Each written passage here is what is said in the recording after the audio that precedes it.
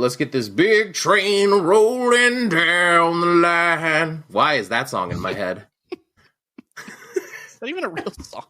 It's who is that by? Shit. It was in one of the WWE games. It was in SmackDown vs. Raw, like 07, I think. Oh God. Okay. So that's pretty old. Yeah. So it's some kind of butt rock song. Radio butt rock song. Yeah, which, like, listen, you can get in my butt all day long.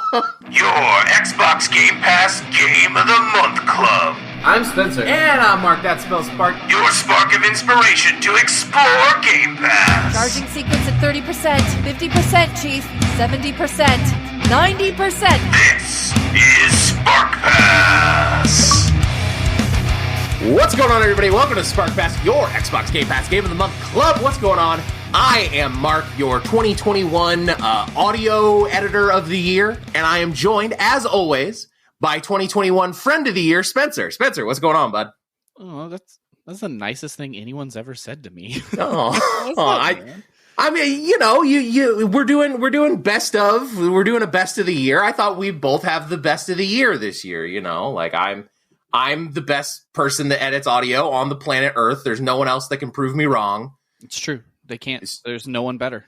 There's no one better. And if you do prove me wrong, I will break down into tears crying endlessly. So please don't do that. It's good for my self-esteem. Anyway, so we're doing something a little different. You might notice this is not the first Monday of the month. This is a bonus episode. So what we're doing today is the best Game Pass games we played in 2021. I want to clarify what that means. This is not the best games of 2021. This is not even the best games that came out on Game Pass in 2021. We are looking at the library as a whole, what we played, and the 5 games we enjoyed the most from it. Like, I think, and I assume you agree with me on this, to me, one of the big benefits of Game Pass is that we get hundreds of games, new and old, from all the way back from the original Xbox to today, to the modern day.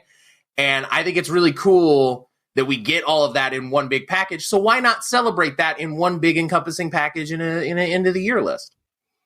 Yeah, that's a huge thing for Game Pass for me, because there's so many games that came out like within the last couple of years maybe that I was kind of interested in, but I wasn't sold on buying it, you know? I was like, That looks like a game that I'll get on sale. You know, we have a lot of those games, I think. And then it comes to Game Pass, and I'm like, well, I already paid this $15. This is the perfect way to play it. Right. Exactly. Yeah. And that's what I absolutely love about this service. So we're going to give you each of our 5 best games we played on Game Pass in 2021. I did want to get a couple of a little bit of news and notes out of the way before we get into the list. First of all, this episode is coming out on Martin Luther King Day. We did not plan that. If you listen to the show, you know we don't plan anything particularly well. We do not. But this is coming out on MLK Day, and I just wanted to say happy MLK Day. And, you know, obviously it feels like we get further and further from racial justice every year, at least here in the United States.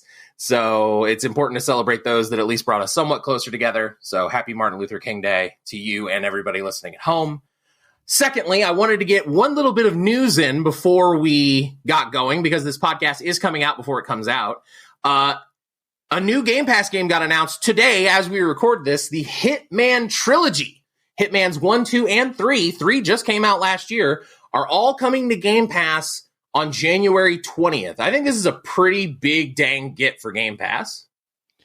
Yeah, that's huge, especially because Hitman 3 is also hitting Steam at the same time. I didn't even know it wasn't on Steam. It was an Epic exclusive. Yeah. Okay. It was an Epic exclusive. I was thinking. I was like, it has to be an Epic exclusive, because it wasn't going to be a Uplay exclusive. Oh God, no! Is anything a Uplay exclusive? I don't even think I have that on my PC anymore. Does that still? I guess it is still a thing. Oh yeah, it is still a thing. Origin are still a thing.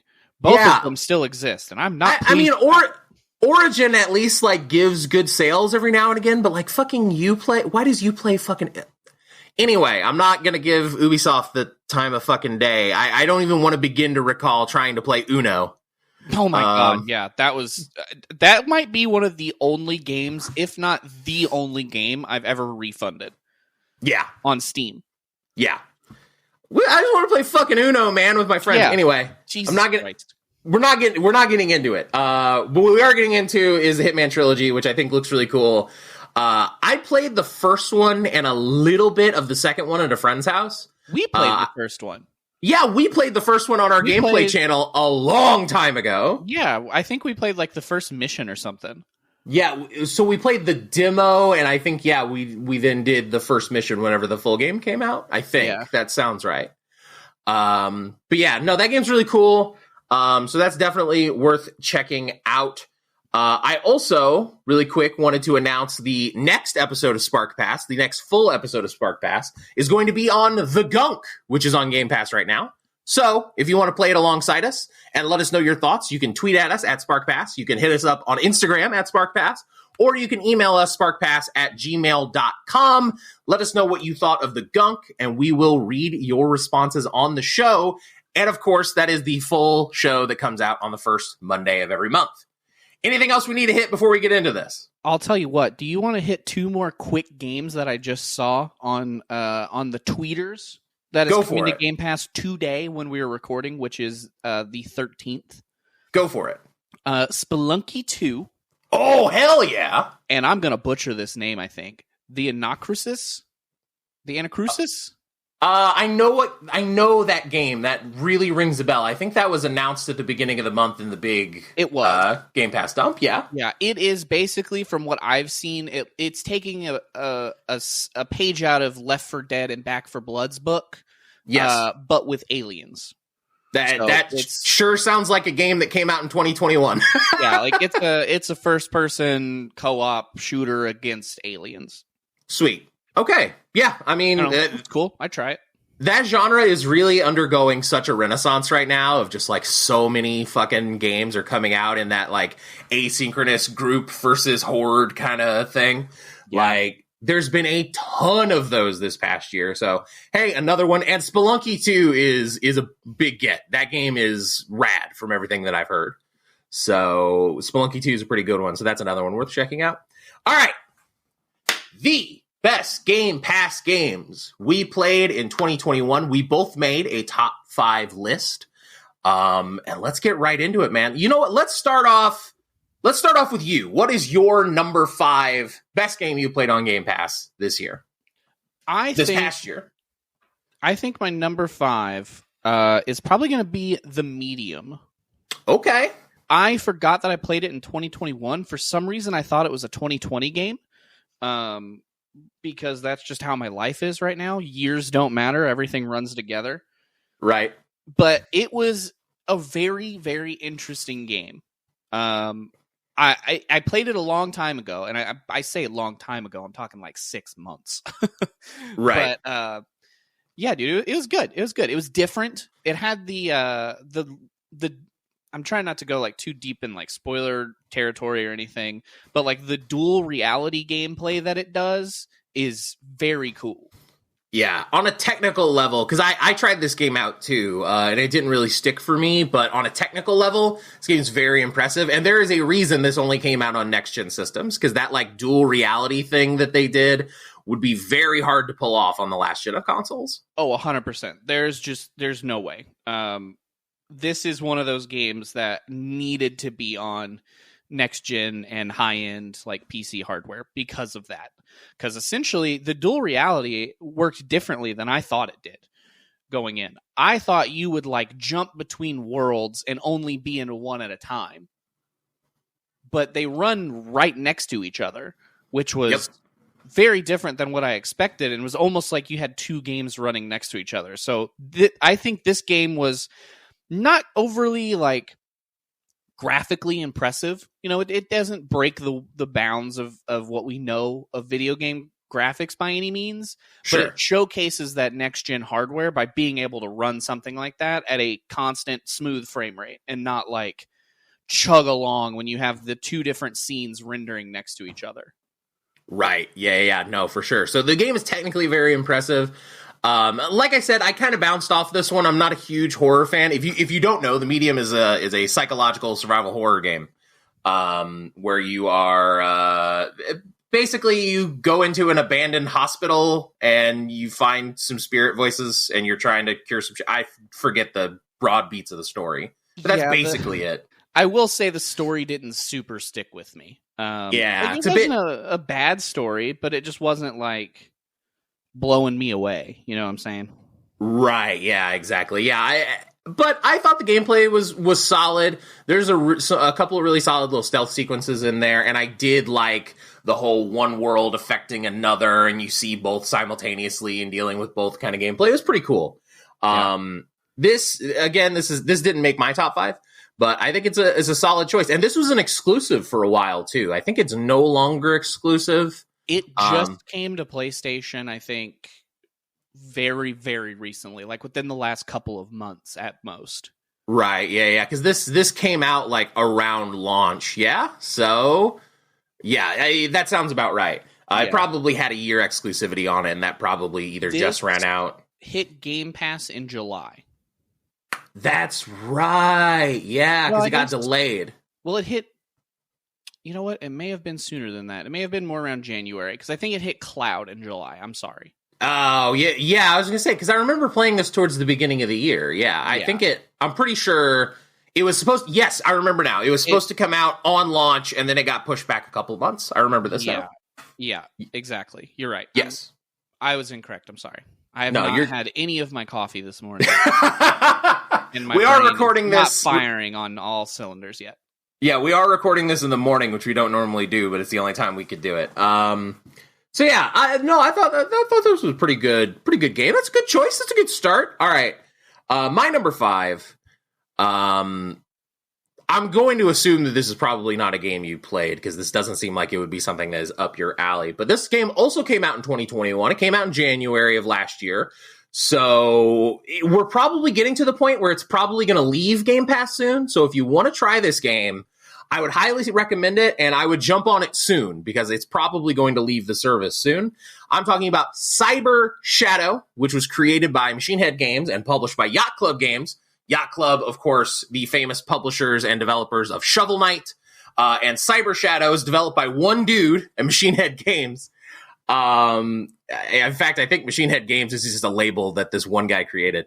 Cyber Shadow is a 2D platformer that is basically a revival of the concepts of the NES games Ninja Gaiden and Way of the Ninja, much in the way that Shovel Knight was kind of a revival of the idea of the Capcom platformers like Mega Man and DuckTales.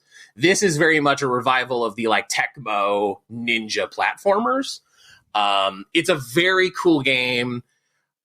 Difficult in all the right ways. The movement is fantastic. There's a lot of really cool power-ups you can get. The level design is really top-notch. Some really great boss fights.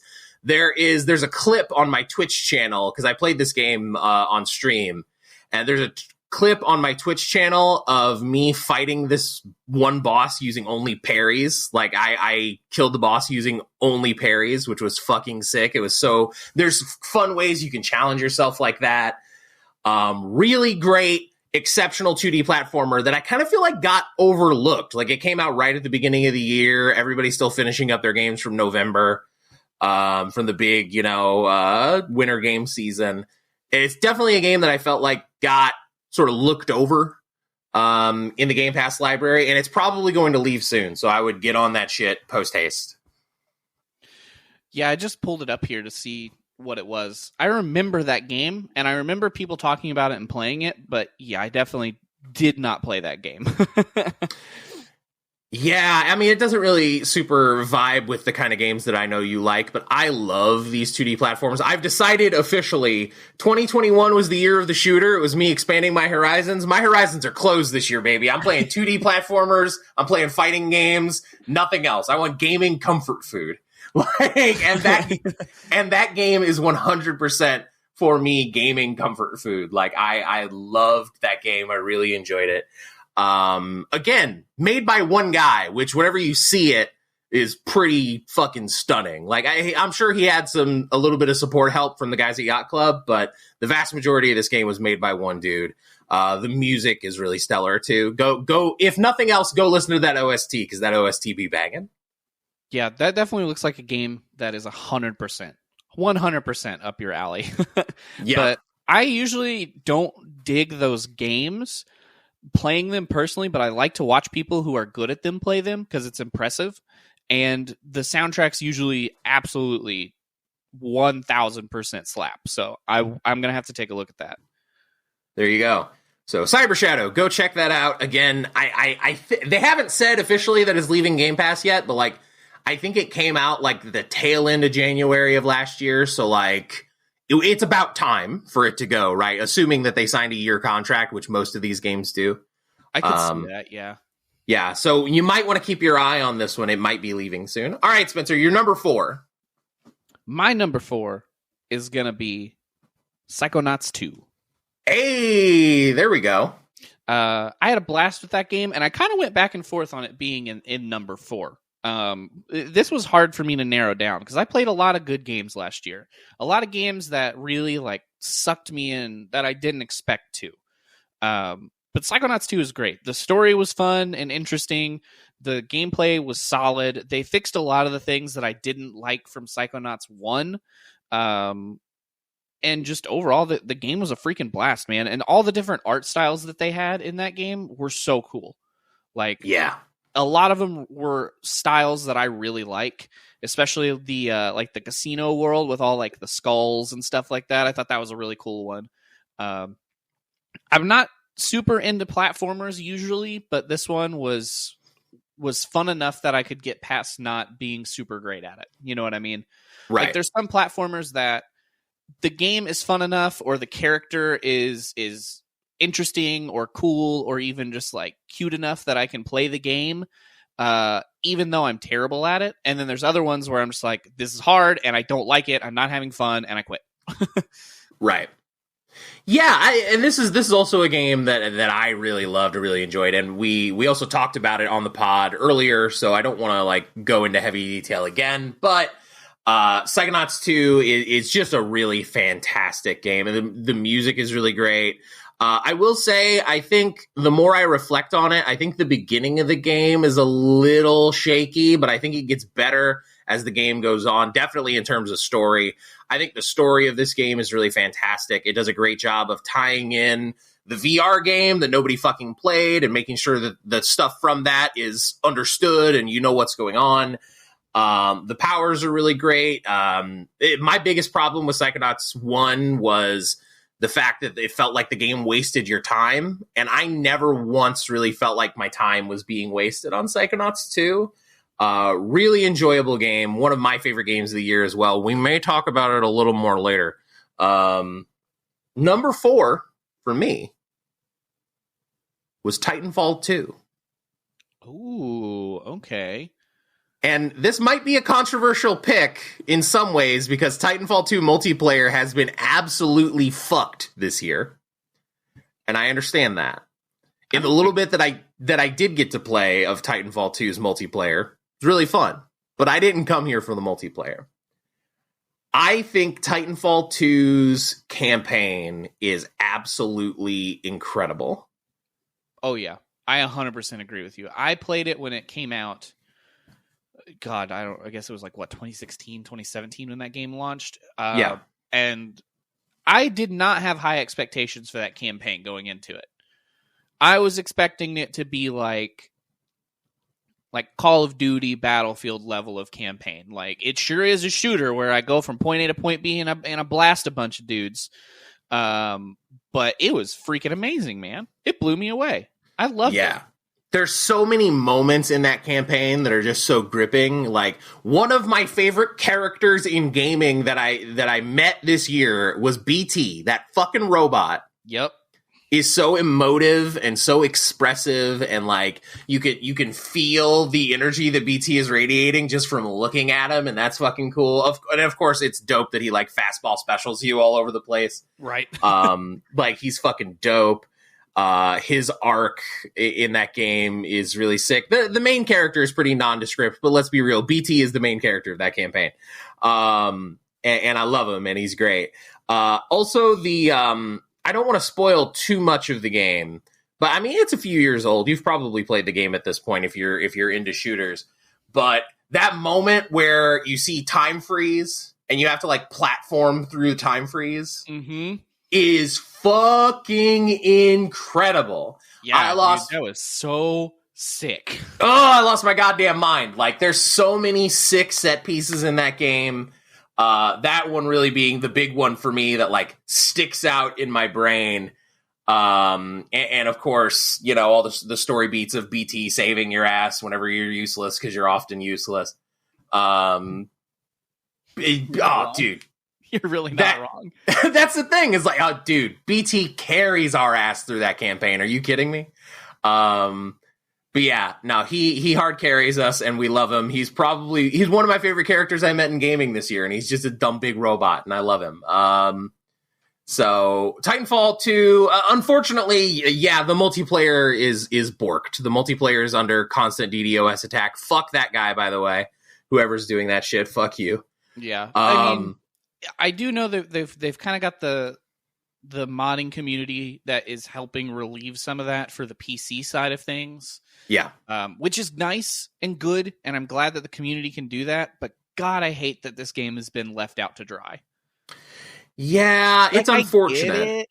It's kind of old, and they're probably not going to make a lot of money off of it, but at the same time, like, it's such a good game, and people still love it, obviously. So, like, I don't know, maybe throw a couple bucks at it. Yeah, that to me 100% feels like something Respawn would probably really want to fix, but EA's just like, more money into Apex, please. Like, yeah, that's exactly what I was going to say. It's like EA just looked at it and went, I don't know, we're making a lot of money from Apex. We literally don't care about video games. We care about money. So, you know, don't go do anything else. Yeah, Just which is a keep making this shame. one specific game. Yeah. I mean, they stopped selling because Titanfall 1 was going through the same thing, and they just shut the game down. They just stopped selling Titanfall 1. So, And, you know, that kind of makes sense to me.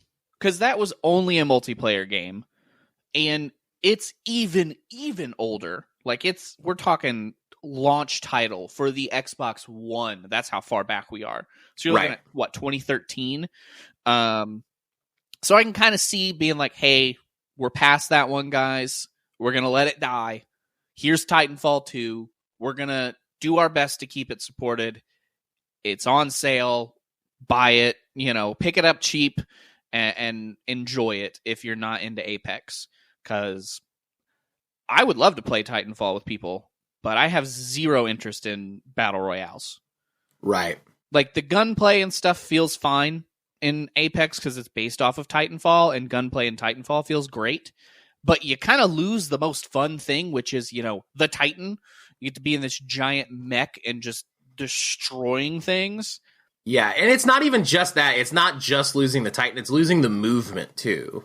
Yeah. Because they had to tweak the movement to be less rapid pace and crazy as it is in Titanfall. Like, that game is so fast. Yeah. And the movement in it is so crazy. They had to tone that back somewhat for Battle Royale to really work, which is unfortunate. I mean, there's still great movement tech in Apex, don't get me wrong. I don't want to, like, completely shit on Apex here. I think Apex is a good game. But for my money, for my preferences, I'll take Titanfall 2 all day.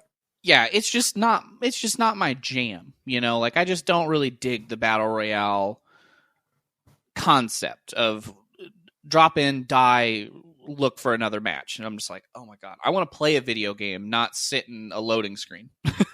Right. So that's my biggest thing. And like, I would love for there to be another Titanfall, or for Titanfall 2 to get some more support that's official so we can keep that game rolling. You know, something to keep those fans happy, because I know that not everyone wants to move from Titanfall to Apex, so they are just going to move on from Respawn games. You know what I mean?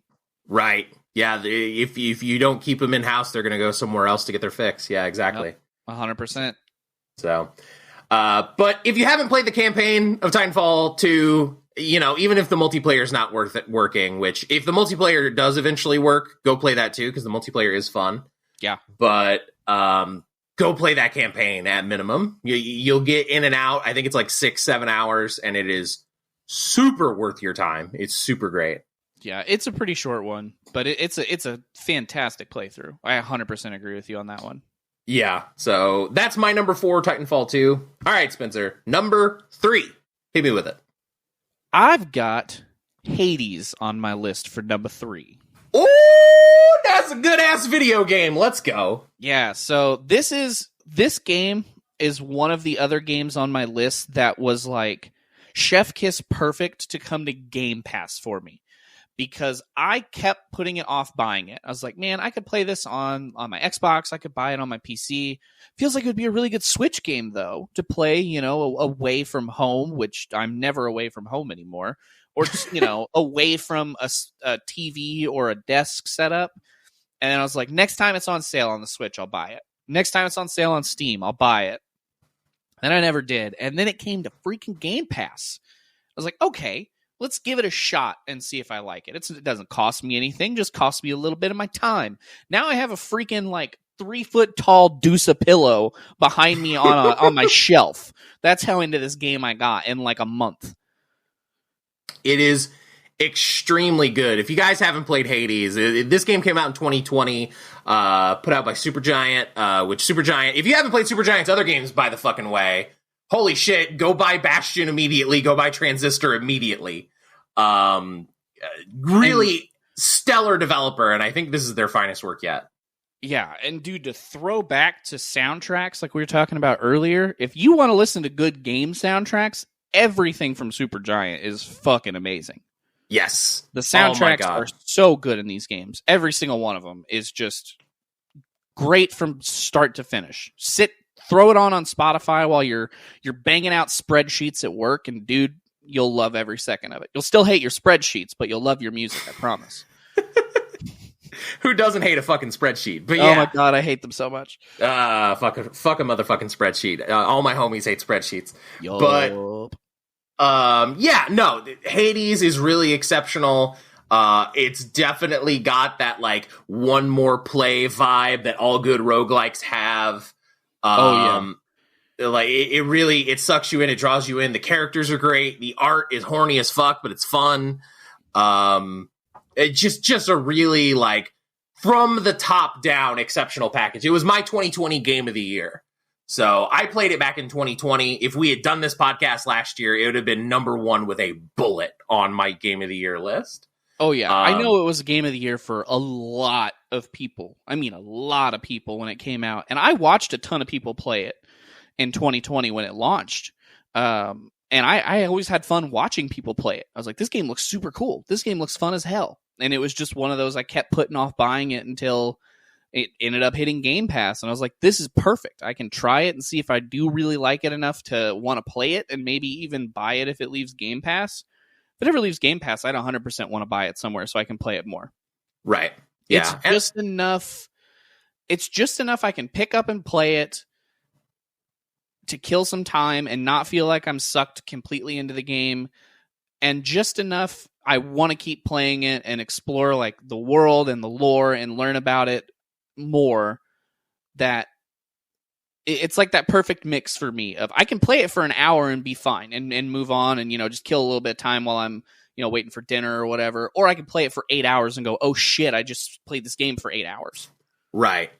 It almost kind of reminds me of, and the gameplay is not really the same, but it is kind of similar. It kind of has taken the place of like a Diablo used to for me. Yep. Where 100%. Where you just run around this isometric game and you could play it for 15 minutes and just do a real quick run and feel satisfied. But at the same time, if you do want to really grind it out, you can really grind it out. But yeah, no, Hades is absolutely exceptional, and I'm so glad you played it. Did you ever end up playing this on mobile with either the Razer Kishi or the touch controls? I haven't yet, no. I need to, though, but I haven't. I will say, this is one of the few games on Game Pass that I think the touch controls actually kind of work. I think I remember you telling me about that. Yeah, I'm not going to sit here and say that it's exceptional. I would definitely prefer a controller. And, if you have, a Razer Kishi or one of the other, various controllers that they make for mobile these days, I would definitely recommend that first. and I would probably recommend a controller second. But if those aren't options for you, for whatever reason, game is super playable with the touch controls on mobile too. I'm not going to sit here and say it's my preferred method, but like if you just need to get a run in, you can make it happen. Like it works, it's functional.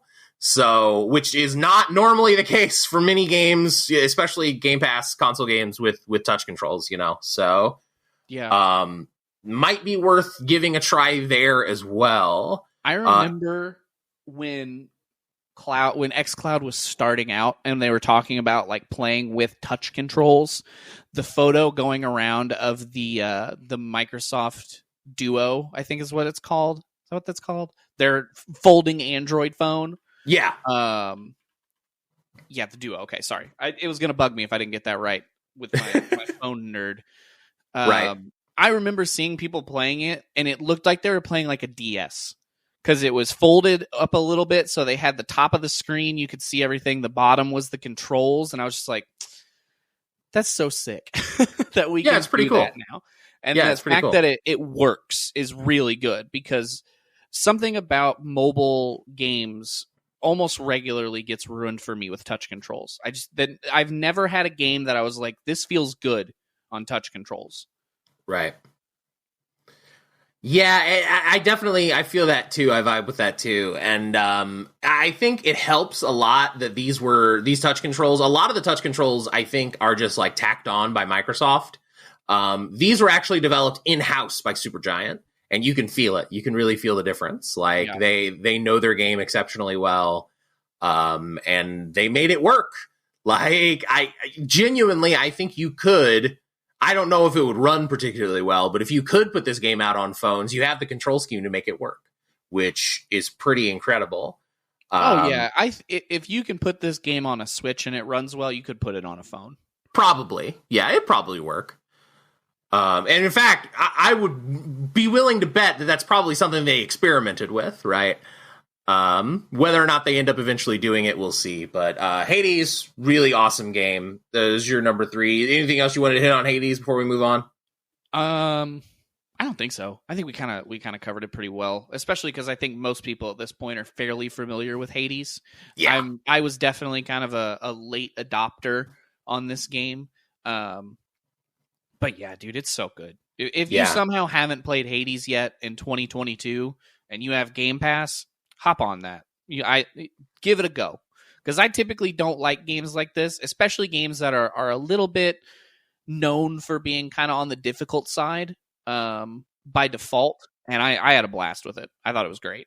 Yeah, no. If you somehow have been living under a rock and haven't played Hades, you got to get on this shit. It is so good. All right, my number 3.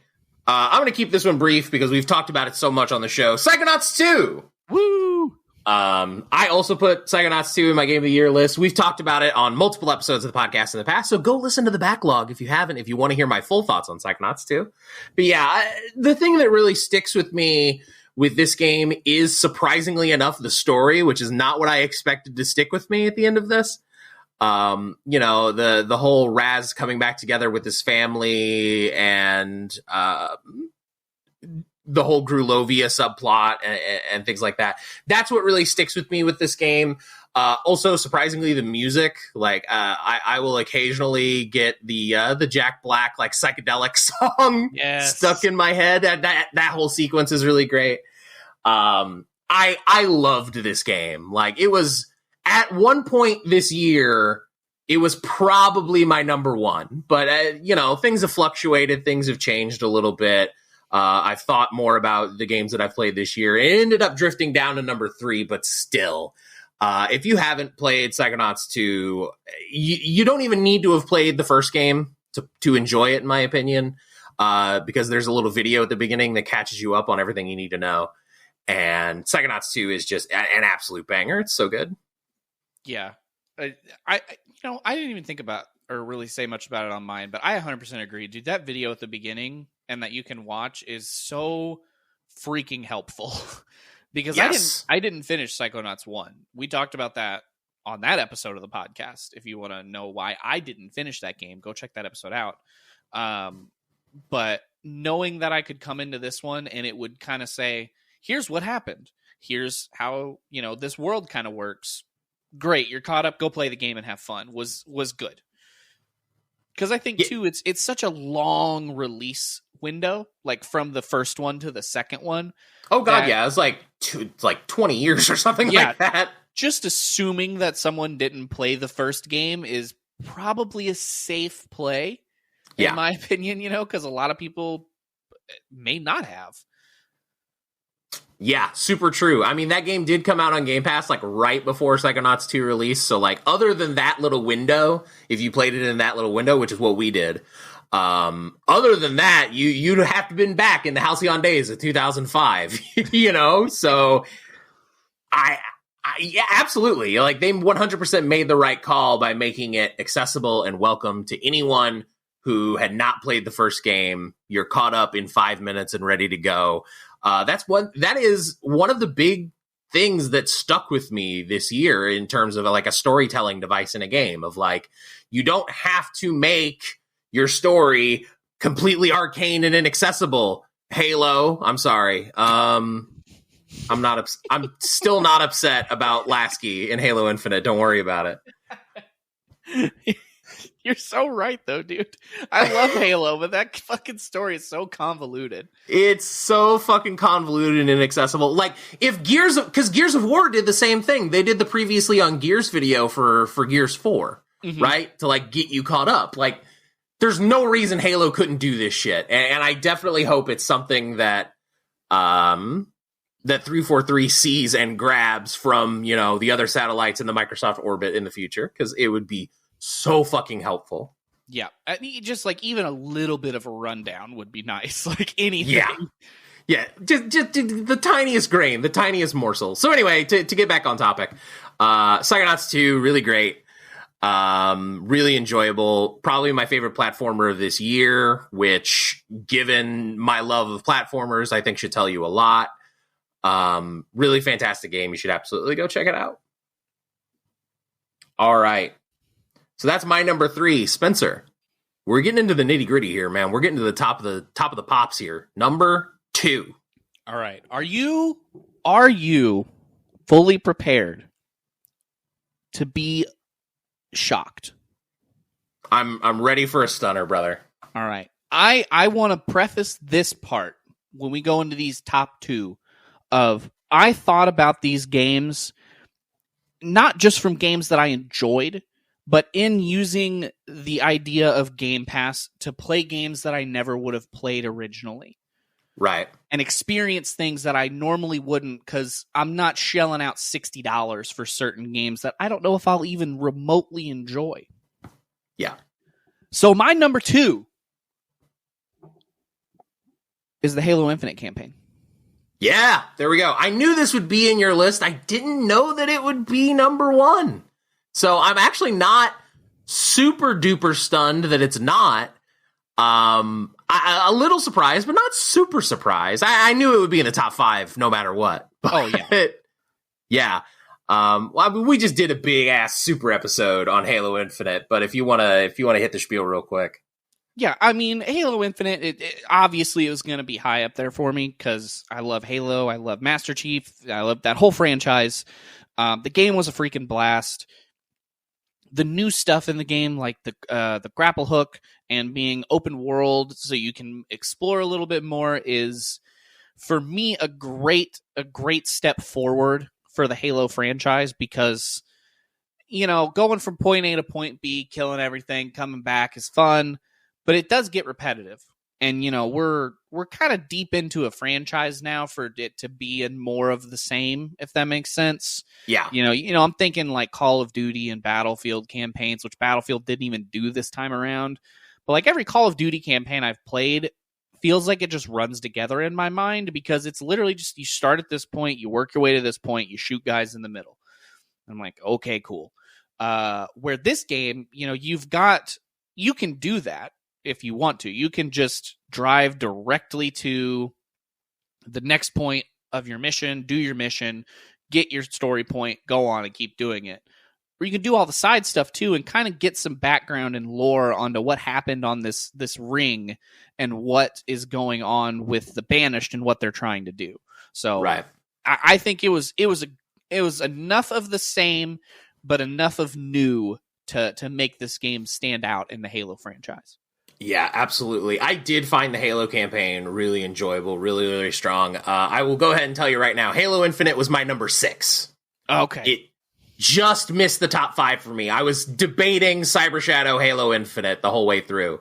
Gotcha. So it was my number 6. It did not hit my top 5, but it was very close to doing so. I think Cyber Shadow just barely edged it out because I did have those frustrations with the story, which we talked about on the Halo Infinite episode.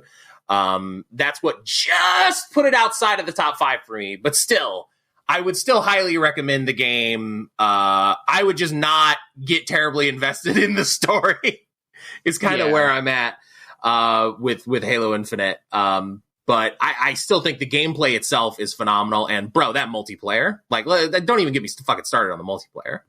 Yeah, I'm still digging the multiplayer. It's definitely not pulled me in as much as Halo games have in the past. But I also don't know if that's just partially from, growing up with so much Halo, and now I'm just kind of like, I still love this. This is a great nostalgia kick for me. But there's like 4 billion games, and also I, essentially work 2 jobs and only have so much time in my life to play games. So it's definitely been more of I'll hop on, play a few matches and have some fun with it, maybe get some good clips and stuff out of it, and then I'm kind of done with it. Versus, used to I would grind out Halo for 10 to 12 hours at a time, easy. Right. Yeah. I mean, things change, the way you game changes, and I think the great thing about Halo Infinite is that it kind of has a place for both of those mentalities. Mm-hmm. If you really want to be a grinder, you can be a grinder, but it's also accessible and welcoming enough to be like, hey, you just want to hit up a couple of games and level up your battle pass a little bit? Sick. Get in there. And I think that's what I like about it the most, is I don't feel like I have to grind it and be like playing every single day and keeping up with the meta of what weapons have been balanced and blah, blah, blah, and all that stuff anymore like I used to, or like a lot of other games are. It is definitely you can hop on, play a few matches and still have some fun with it. Or you can hop on, and grind out real hardcore for the next 12 hours while you try to level your battle pass or get the best rank you can in ranked play. And I think that's, for a game to have a good mixture of that, is not an easy thing. Yeah. And I feel like Halo Infinite has nailed that vibe. Yeah. I think pleasing both sides of that coin is hard, and they're doing a pretty good job of it. Yeah. No game's going to be perfect. The balance isn't going to be just perfect for everybody, but I definitely agree with you that like they're pretty damn close to the sweet spot, I think. I think so. And I think they'll get there. It's games change, and as much as I kind of hate the idea of games as a service sometimes, because, we see so many problems with that. It's also nice that we can update games in the years that we live in versus, hey, the game's been printed on the disc, it's out, and it's broken. Well, that piece is broken for the rest of forever. And that's all there is to it. Or now, we can update it. We can tune weapons like, oh, this weapon feels way too powerful. Okay, well, we'll make it do a little less damage. It's nice that they can still do that stuff. And I think they're finding that good sweet spot. Yep, absolutely. I would highly recommend the multiplayer to anybody, and the single player is super fun too. Yeah. Halo Infinite, pretty exceptional experience. One of the few handful of reasons, I think, to own a Series X as early as it is, right? Like, for a very long time, for the first year of the Series X's existence, it did kind of feel like, well, why do I need to own this? And then bam, Psychonauts, bam, Forza, bam, Halo, right? It was immediately just like, this is why you need to own this. Look at this shit, Yeah. And Halo Infinite was definitely a big part of that wave. All right, my number 2. Okay, so as we've talked about on the show a lot, 2021 was the year I decided that I was going to get into shooters. Uh-huh. I decided this was the year I was going to get into it. You can see it with Titanfall 2 already on the list. But the franchise I definitely got into the most and enjoyed the most and sucked me in was Gears of War. Mm-hmm. The big question was, because I wasn't going to put multiple Gears games on this list, the big question to me was, which Gears game was I going to pick? Because I think there's a handful of really good options. To give you guys the sense, I played 1 through 5 and Gears Tactics this past year. Mm-hmm. So it was my first time playing all of them. And I think the one I've landed on for number 2 is Gears of War 3. Okay. I think that's the one. And the reason I say that is because I think it has the best campaign. Mm-hmm. I love Anya being part of the crew. I love, obviously Dom has a very big moment in that game, and that's such a powerful moment. You get to play as Cole. Cole has a great it feels like it's like the perfect conclusion for a lot of those characters. Mm-hmm. That you got invested in over the last 2 games, or at least I got really invested in. The gameplay is tight. That's the first game where they really make a big deal out of the Lambent. They really evolve the Lambent as like the big super threat, right? Like Lambent are in the first 2 games, but they're really expanded upon and made like the main antagonist in the 3rd game. And I think the Lambent are a better, more fun enemy than the Locust Horde, in my opinion. The fact that they have varied weak points and it's not just all headshots all the time is pretty cool. Gameplay's great, story's great, great moments, great set pieces. It's like everything I want in a Gears game. I was between this and Gears 4, because I think Gears 4 has the best sort of overall set pieces, and I love the like windstorm weather mechanic. Mm-hmm. I think is really great. I was between this and 4. I think both games are exceptional. Gears 4 in the way that it eases you into a new era for Gears, and Gears 3 I think does an exceptional job of wrapping up the original era of Gears. I think both games are exceptional. Gears 3 just sort of edged it out for me, just based on the enemies being a little bit better. And those story beats are so great. I will remember for the rest of my life Cole having like the Vietnam War flashback of him as a thrashball player. Like my man is like hallucinating that he's still the megastar while he's in the middle of the war. That sequence is so like sad but cool, but like you feel for Cole, but at the same time Cole gets to be a badass. Like it's so great. So many moments in that game that are awesome. Absolutely love it. Gears 3 is highly rated from your boy. Yeah, man, it's been so long since I played through those campaigns. I really need to do that again. Especially now that they've got the FPS boost and stuff. You reminded me I need to get on those for sure. Yes, FPS. So all of these games, I played all of these games before FPS boost was a thing. And I replayed Gears 1 with FPS boost. And I think it helps that game a lot, honestly. Because the multiplayer in Gears 1 Ultimate Edition is 60 FPS. But the single player was always 30. The single player being 60 is great. I only noticed a couple of little technical hiccups of like, well, this little bit wasn't particularly well optimized. There was like 1 or 2 moments where I got a little bit of stutter. Yeah. Mostly involving sequences with a lot of lighting, I noticed, which I think is understandable.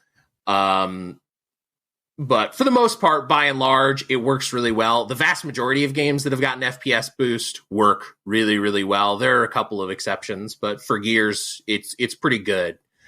But yeah, it definitely worth, if you haven't gone back and played them in a long time, playing them in 60 FPS is as good a reason as any, I think, to hop back on these games. Yeah, I would think so too, especially if you haven't played it since like maybe the 360 days. Yep. I will say the pre-rendered cutscenes, especially in Gears 2 and 3, will kind of throw you for a loop because they are pre-rendered, so they're kind of bit crushed. Oh, like yeah. They will throw you for a loop because all of a sudden it'll be like, why is this in 720p all of a sudden? Oh, right. It's a pre-rendered thing. Right. Yeah. I forgot. That makes sense.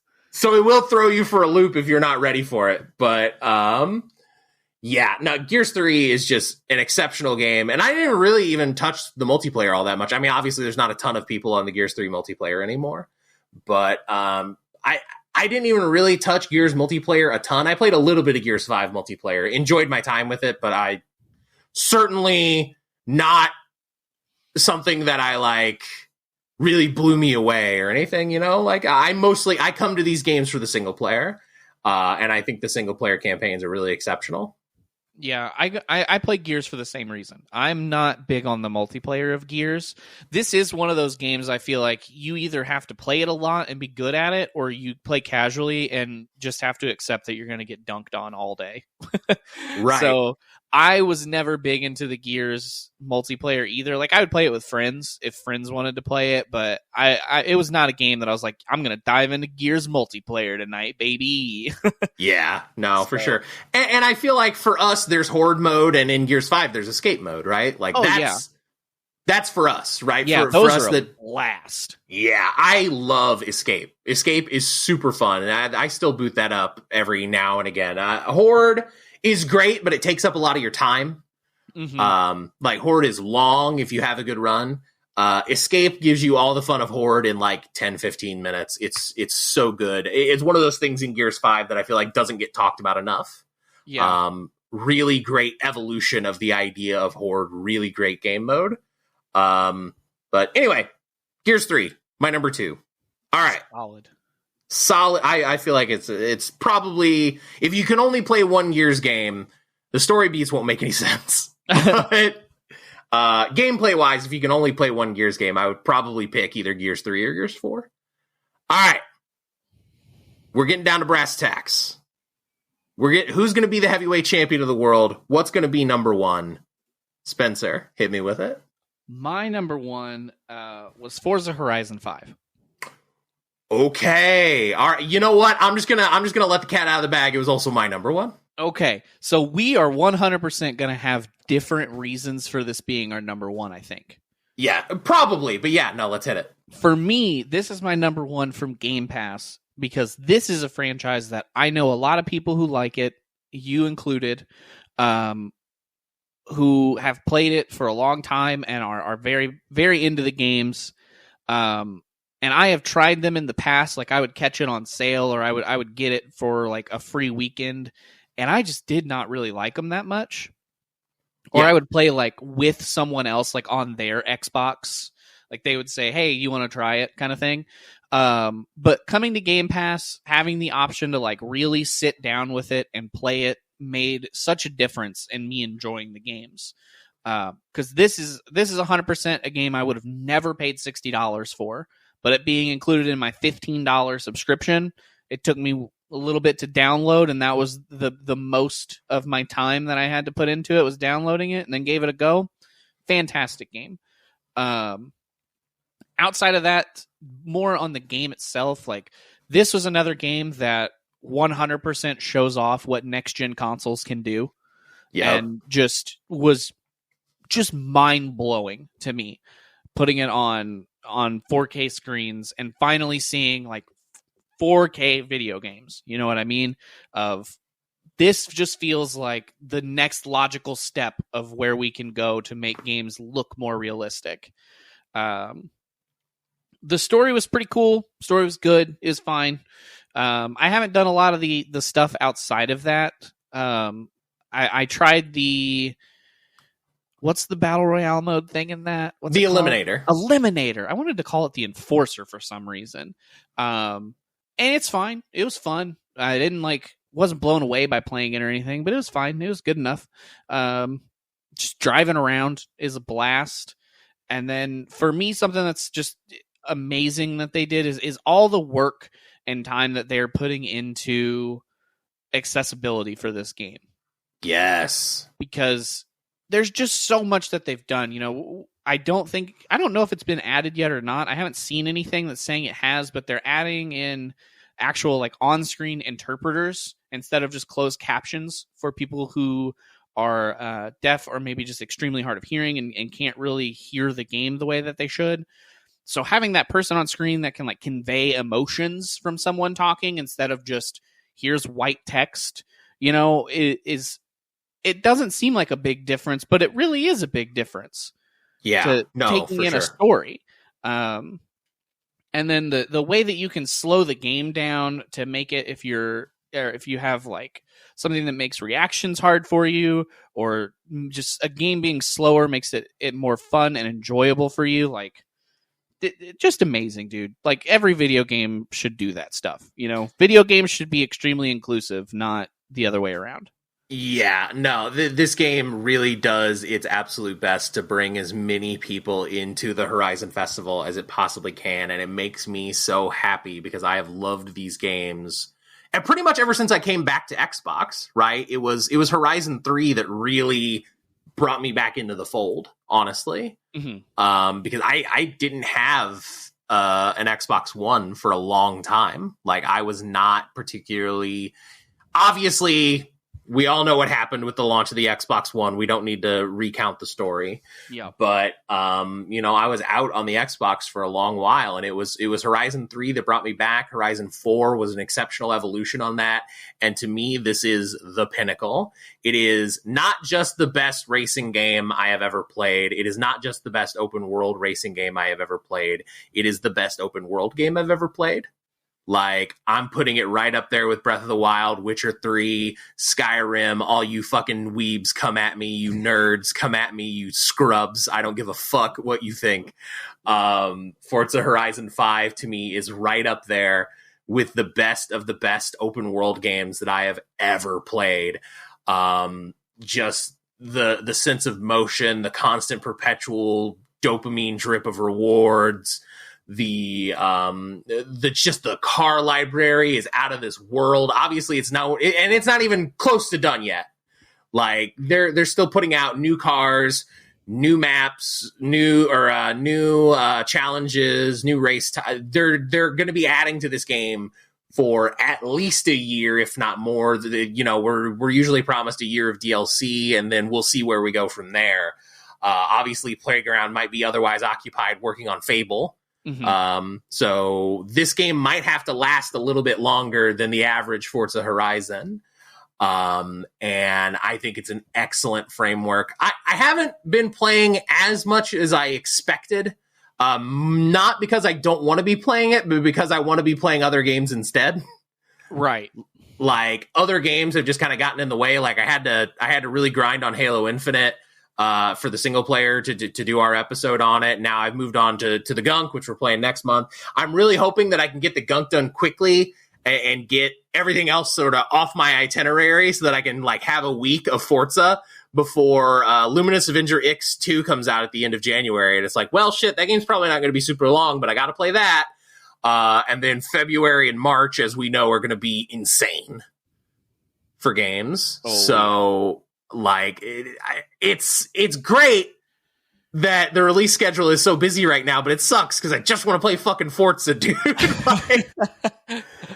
I need to get this other stuff off of my plate. I can't just play Forza for the rest of my life, but I really fucking want to because it's spectacular.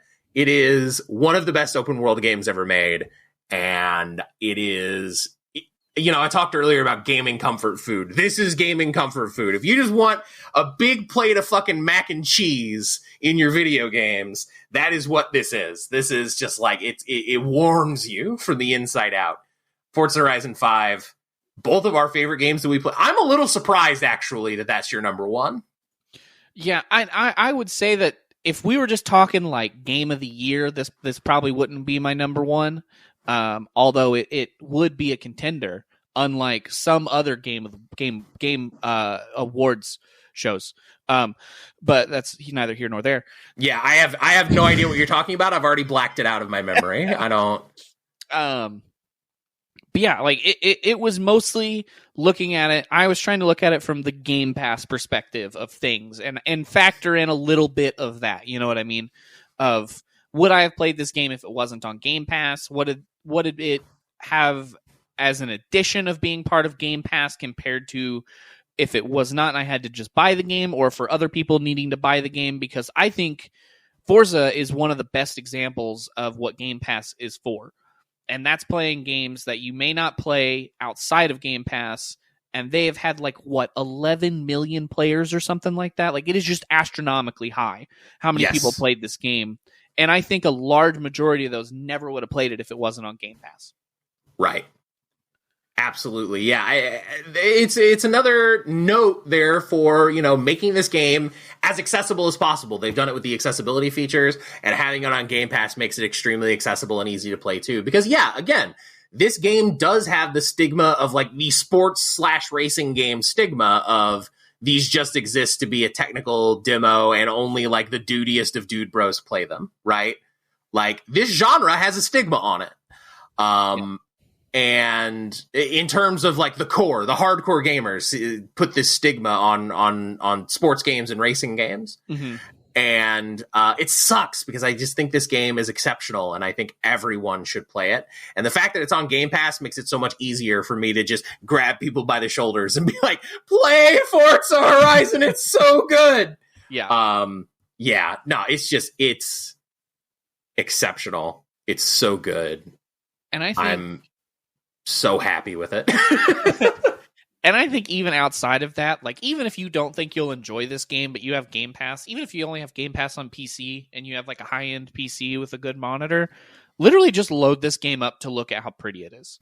Yes. Like just look at the amazing things that they have done with video game graphics and like play around with the photo mode. Because I've taken some amazing photos from Horizon, and I really need to get back into doing that because I was having a lot of fun with that for a while. Yeah, no, the photo mode is really great. They also give you like photo challenges so you can get rewarded by taking particular photos of like particular cars, or like there's these secret murals you can find that are really great photo ops. And I think there's a few even achievements for particular photos in particular places at particular times. So that's definitely something to play around with. There's so many things to play around with. If you like customizing, get into that. No one has made me a fucking wizard van yet. So get on that, internet. Go listen to our Forza Horizon 5 episode. You'll know what I'm talking about. Just an exceptional game all the way around. It's my game of the year with a bullet. Like, no question about it. It's not even a question in my mind. It is absolutely stunning, spectacular, must play, the reason to own an Xbox, in my opinion. Yeah, I can't even argue any of that. I think you pretty much nailed it. All right. So that's it. Those are you got 8 great games. Yeah, because we also agreed on Psychonauts 2. Mm-hmm. So you got 8 great games there to check out. If you haven't checked out any of those games on that list, I would highly recommend all of them. I think all of the games that we mentioned are real knockouts. Before we go, just real quick, you don't have to have like a full list or anything. What are you excited about, both in Game Pass and gaming in general? We'll take it outside of Game Pass. What games are you excited to play in 2022? This is a tough question off the top of my head. There's so many games coming out that like I'm just trying to keep up at this point. You know what I mean? Yes. I'm looking forward to seeing what Star Citizen's going to be. Yeah, okay. Starfield. So our friend Rab plays Star Citizen constantly. Yeah, and we were literally just talking about it yesterday. A new patch came out for it that just royally borked the game. And we were talking about it yesterday, and that was just on my brain. I'm sorry. I keep getting the two like overlapped. Yeah, Starfield. We're talking about the big boy Bethesda game. Everybody really likes Bethesda game. Yeah. Not the very specific niche space flight game that costs $4 trillion to get into. Yeah. Bless him. Bless Rap's heart for playing that absolute jank pile of a video game. That man sure does love space. Yeah. I've been talking about this recently, even with some other people, and I'm like blanking on games coming out. So let's see. We got that game coming out. I don't know that I'm going to play it or that I'm going to buy it very early on, but I am really interested to see how this new Pokemon game plays out. Legends Arceus. Yeah, that's one that I have on my sort of short list. That one's more wait and see for me because not that I disliked Sword and Shield, but Sword and Shield was so meh for me. Just so like, that sure is a Pokemon game that like, I'm gonna wait and see on that one, I think. But the premise of it, I'm really excited by. Yeah, I'm definitely still interested in it. It looks like it has the chance to be different enough to like bring me back in. Yeah. But it also has the chance to be too same enough to go, okay, well, whatever. I'll just play the ones I already have. Right. So I'm curious to see how that all plays out. Yeah, I just don't know exactly how it's going to work out just yet. We'll see. Yeah, we'll see. I'm looking forward to seeing also what the Outlast Trials is going to be. If you guys don't know, I'm a huge horror fan. And Outlast was one of the first games to like really scare me. As weird as that sounds, that was fun for me. I know that's not fun for everyone. Right. Like, that is a fun thing for me to be scared by games. I totally get what you mean, because there's a lot of horror games that like just have the aesthetic and aren't particularly scary. Yeah. But yeah, no, I am scared to fucking death. I don't even want to look at that game. Like I had to Outlast 2, I had to do for a Game Pass quest. I think it was like die 5 times or something like that. Luckily, very early in that game, there's a cliff you can jump off of, and you can just die 5 times there. And that's what I did. And that's all I did. And I never had to look at that game again. Thank you, baby Jesus, because I want nothing to do with that shit. Yeah, that's fair. But this one is different. Like, it looks like I think it's supposed to be multiplayer and have some different stuff to it. And I think that's going to be really fun, because if there's one thing I like more than playing a game by myself that's scary, it's playing with other people and they get scared. Right. Because they'll get really scared and then we all get to laugh at them. And then it it flips back on me and I get scared and they get to laugh at me, and it's just fun. Right. I think the only other two off the top of my head that I can remember that I'm looking forward to and I'm interested to see where they go, and these games may not even come out this year. Like, these are definitely games that could get delayed to next year. Are the Evil Dead game and Texas Chainsaw Massacre. Okay. Evil Dead, it looks really good. All the gameplay stuff I've seen looks fun and interesting. I really like the Evil Dead franchise. So I'm interested to see how it's going to be as a video game. And then Texas Chainsaw is made by Gun. If you don't know who Gun Media is, they made the Friday the 13th game. And that game, good. I'm so glad they're back on their feet, because that license got pulled out from underneath them. Yeah. Yeah. And they've worked on some other stuff too. Like, they did the Layers of Fear games. So like, they have other games. But the Friday the 13th game coming out and being pretty well received by people who like horror and like those kind of like asymmetrical games of like, there's a killer and then there's multiple like survivors or counselors or whatever it is in that game. People enjoyed it. And then the lawsuit of who technically owns the rights and who owns which rights. Like, I won't go that deep into that, but there's a whole mess with who owned it. And they were basically caught in the crossfire and told they were never allowed to add more things and do more with the game. Right. So now it's kind of died. You can still play it on private servers if you own it. And I think you can still buy the game. They just can't like add more stuff to it. Like, they can't add more versions of Jason or more maps or anything. It's if you catch it on sale for like $1 and want to play it with your buddies, maybe grab it. But other than that, it's dead in the water. Right. But they are coming back swinging with Texas Chainsaw Massacre. And I follow pretty much their entire studio on Twitter because I love Gun Media and what they make. And they are not that far from where I live. So if the world ever goes back to normal and I somehow end up in that general vicinity, I'm going to try to go visit the studio. But their kind of head guy has been very open and transparent about what they're doing with the rights and how they're making sure they have the rights to this game. Every little detail has been gone over that they can make Texas Chainsaw and make it a great game. Right. So that's awesome. I'm super glad to hear that they got another horror license and they're going to give it another swing. I love hearing that. That's fucking great. Yeah, and like I'm excited for it too, especially this big of a name, because the whole studio is just like everyone that works there is a big horror nerd. Like, they love horror movies and games, and like that's what they like live and breathe is horror. So to have this big of a name of a franchise that they're going to be able to make, that's so cool, man. Like, that's awesome for them. That makes me so happy that they get to work on something like this again. So Yeah. I can definitely see this being a game that maybe doesn't come out this year, but either way, I am following the development of this game very closely, and I'm really excited about it. Yep, absolutely. Yeah, that's super cool. That's super great. I'm actually really glad to hear that. That's awesome. Yeah, it's 100% a game I'm going to be playing. That's probably a day one for me, no matter where it is. Right. Yeah. Anything else for 2022?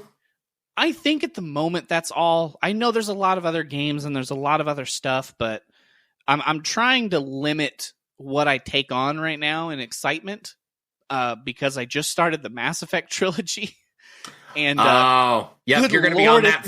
I'm gonna be playing that for like 6 months. Yeah, you're gonna be on Mass Effect for a while. Yeah, if this is your first time playing through Mass Effect, right? Yes, yeah, this will be the first time I'm playing through the series.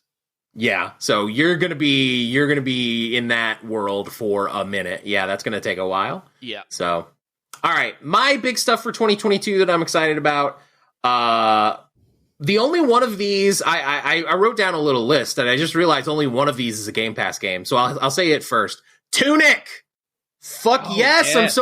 I'm so excited about Tunic. That finally got a release date recently. It's coming out in, I think in March. So we probably need to do that for the April episode of the show. Mm-hmm. Tunic, I'm very much looking forward to. It's an isometric Zelda-style game. There was a demo of it not too long ago that I played through, and I actually is one of the few games where like a demo came out and I stopped playing the demo because I didn't want to know more. Ooh, that's always a good feel when you're like, man, this game's gonna be that good. I'm so excited for it. Like, I played it a little bit, like I noodled around with it for like half an hour, and I was just like, I got past the point where the other demos ended, and I noodled around a little bit there, and I was like, I don't want to know anymore. I'm in. You don't have to give me any more. What I love about this idea and why I'm so excited about it, it really nails the vibe of mystery that the original Zelda did. Yeah. That like Zelda, I'm talking Zelda 1 for the NES for you young folks, you children. if any of you listen to this, it nails the sense of wonder and mystery that game has in like a whole new way by giving you all of your instructions in a language that you don't know. So you have to like translate. It's I'm so fucking excited for that game. That is easily the game for Xbox and for Game Pass that I'm most excited about this year. I do also want to check out Starfield. Historically, I don't like Bethesda games by and large. Like, and I've tried multiple times. I tried Skyrim. I tried Fallout 3. I tried Fallout 4. I tried New Vegas. New Vegas was probably the most successful attempt. But overall, I didn't love those games by and large, but I think this is the setting of theirs that I'm the most intrigued by, because like generic fantasy and like 50s, nuclear waste stuff are cool, but not really my jam. But like space is a jam, space is a vibe. Like I like the aesthetic of it more than I like any of the rest of their stuff. So I'm definitely intrigued by that. Those are really the only things that like we know are coming to Game Pass. The rest of this is a bunch of Nintendo shit. Honestly, I think Nintendo is going to have a absolute banger year. So we've got the new Kirby coming out, Kirby and the Forgotten Land, which is a 3D Kirby. There hasn't really been a full-on 3D Kirby before. Super jazzed about that game. That looks really exciting and really dope. Breath of the Wild 2 might happen this year. Fingers crossed. I'm hesitant on saying that's going to happen this year. Yeah. But if it does, I'm excited for it, because I love Breath of the Wild. Like, it was a fantastic game. Oh, it's a stellar. It's like probably the most important game that has come out in the last like 5 years. Oh yeah. Because so many developers have aped the ideas of Breath of the Wild since it came out, and I'm very excited for more of that. But let's be real, if that comes out in 2022, it will be a miracle. Yeah. Speaking of more Nintendo stuff, Splatoon 3 is a thing this year. It's happening. Do we have a release date on that? It's just summer right now, I think. Okay, just summer. Gotcha. Yeah, so that one might get pushed too, but still, I'm always down for more Splatoon. Splatoon is one of my favorite multiplayer games. I play your wife, Caitlin. I love playing Splatoon with her. She's so funny when we fucking play that. I cannot wait. I was just about to say I'm gonna have to save up for this because that's gonna be a 2-purchase release in this household. Right? Yeah. No, yeah, dude. Splatoon 2 is so exceptional. And such a great game, and I if it's just more but better, I'm in. You don't have to give me any more. I love Splatoon; it's awesome. I mentioned this game earlier, Luminous Avenger X2. I talked about the first game in the games we're playing segment a while ago. But if you didn't catch that episode, Luminous Avenger X is a spin-off of the Azure Striker Gunvolt games, which are these Mega Man style 2D side scrollers. The whole gimmick of Luminous Avenger X is that you have a dash that you can mark people with, and if you mark them with it, you can shoot them from anywhere on the screen. It like locks onto them. And you have this defensive mechanic that basically makes you invincible as long as you have any of this like resource remaining. So it's a super fast, speedy, and like really rewards expert play with like really fast movement and dashing and a lot of J-pop. It rewards you with a lot of J-pop, which is also great. The sequel for that is coming out at the tail end of January, actually. So I'm hoping to get through the gunk quickly for our next episode so that I can hop on that. Oh, yeah, I think we should have time. I think the gunk's only like 4 hours. It's pretty swift. A pretty short game. I started on it this morning, so hopefully I should be able to get through it pretty swiftly. And then for my fighting game itch, I talked about DNF Duel on the last episode, and I'm so fucking psyched for that game. Definitely the fighting game I'm looking forward to the most this year, and there's actually a fair few coming out this year. We're getting a re-release of Persona. We're getting we're getting the new release of King of Fighters. We're actually getting a good crop of fighting games this year, but DNF Duel is absolutely the one that I am the most excited for. And then I put this one on there because I don't know if it's going to come out this year, but if it does, I'm really excited about it. Gotham Knights. I'm actually really stoked on the idea of it's like almost like a spiritual sequel to the Batman Arkham games. Yeah, where you play like the side, you play the Wayne family, the sidekicks, right? Yeah. Like the cast of characters. I'm really excited about that game. It looks like the spiritual successor to Arkham that I've kind of been waiting for, and it's multiplayer. So the idea of running through that with a bud, to me, it feels like it might capture the energy that people wanted from the Avengers game, and I loved the Avengers game, right? So. Isn't there another game that's basically the same thing coming out? Suicide Squad Kill the Justice League. Yeah. Okay. Yeah. Less interested in that one. I'm not a big fan of the Suicide Squad in general. Gotham Knights, I'm much more invested in the Batman characters. So more interested in that. If Suicide Squad is good, I'll try it, right? But that one's definitely going to be like a wait for reviews one. Whereas Gotham Knights is like, I want to play this, you know? So that got delayed into 2022. I'm hopeful it does come out this year. If it does, hell yes, I'm stoked. If it doesn't, I'm not overly stunned either, right? Yeah, right, exactly. But if it does come out this year, that's definitely going to be one that I pick up and play. Speaking of superhero games, I still need to get on Guardians of the Galaxy. I was just thinking about Guardians of the Galaxy. Our buddy Jim was telling me that he was playing it and absolutely loving it. Yeah, I saw that too. Yeah, I need to get on that. That is one of the, like, there's 2 games, I think, from 2021 that I still haven't played that I want to hop on, and it's Guardians of the Galaxy and No More Heroes 3. I know No More Heroes 3 isn't great, but I love No More Heroes, so, like, I need to hop on it. I've been told it's like, if you're a fan of the franchise, you'll like it, but in every other way, it's trash garbage. And I'm like, that's what I come here for, Suda51. You know what I'm about. You know what I'm about, Suda. You know what I'm here for, Suda. I want trash garbage Nintendo Wii level video games, and I'm here for it. I love it.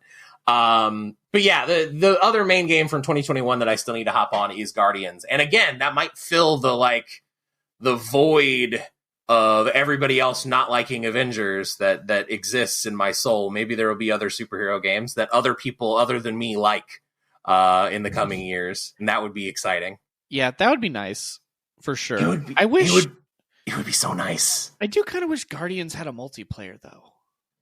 Yeah, I feel like there's what, 5 characters in that game? Come on. Yeah, you probably could have made it happen, but like I don't mind the idea of just playing as Star-Lord. I think that's totally fine. But anyway, so that's what we're looking forward to in 2022. Honestly, what I'm looking forward to in 2022 is keep doing this podcast because this has been so fun. Yeah, dude, this podcast has been a blast, and I've definitely played a lot of games I never would have played. And it's just fun to have time to just talk about video games with people, because like most of the time when I'm doing stuff like this, I'm streaming or doing something else while I'm doing it, and it's hard to just like talk about games that I like or games that are coming out and fun stuff like that. Yeah, no, for sure. And this is something I don't really have like many other avenues to get to do, and it's an excuse to hang out with my best friend. So like, what the hell, right? Yeah. So I'm very much looking forward to continuing to do this podcast in 2022. This is our first, the Halo episode came out in January. So this is our second episode of 2022. Super excited to keep the year going. It's our first bonus though. It's our first bonus episode. And I feel like it went pretty well. I think we really nailed what we were going for here. So hope you guys enjoyed it. Thank you for stopping in. Really appreciate your time, effort, and attention listening to the show. Really do appreciate it. And keep in mind that we've got an episode coming out the first Monday of February, The Gunk. We're circling back to The Gunk. It was a game that we sort of like put on our calendar in December, but Halo kind of got in the way, right? So yeah, Halo definitely got in the way. We played a lot of Halo last month. So we're circling back to The Gunk. If you have any thoughts on The Gunk, you want us to read your email on the show, you can email us, sparkpass@gmail.com. You can also send us a message or DM on Twitter and Instagram. That is @SparkPass for both of those. And we got big stuff coming up for 2022, least of which is our next episode. So thank you so much for stopping in. Appreciate y'all. We'll see you next time.